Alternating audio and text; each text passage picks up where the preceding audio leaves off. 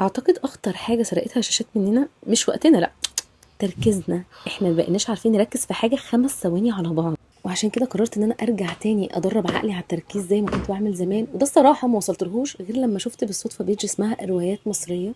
لقيت عندهم سلاسل واعداد كامله من روايات هي صنعت ذاكره جيل كامل مننا، زي مثلا ما وراء الطبيعه للدكتور احمد خالد توفيق، وسلسله الرجل المستحيل. الطباعه حلوه قوي، الورق سميك، ودي حاجه انا دايما بدور عليها. افتكر وانا في الكليه كنت مضيعه فلوسي على الروايات مش السندوتشات، واجيب الروايه من هنا وحرفيا بختفي على البحر، في المواصلات، في البيت.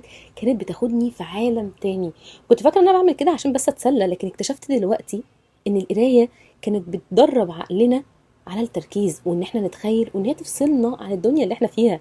والاجمل ان روايات مصريه مش بس واقفه عند جيلنا، هم موجود عندهم مجموعه كبيره من القصص للاطفال. وانا دايما زي اي ام بخاف على بنتي من ادمان الشاشات، فقررت الصيف ده ان انا اقعد اقرا معاها قصص وافرجها عليهم. وحقيقي مش قادره اوصف لكم قد ايه هي كانت متحمسه ومبسوطه بالالوان بتاعتهم. واللي عجبني اكتر ان ماتيريال الورق تقيله، فمش سهل ان هي تقطعها بسهوله.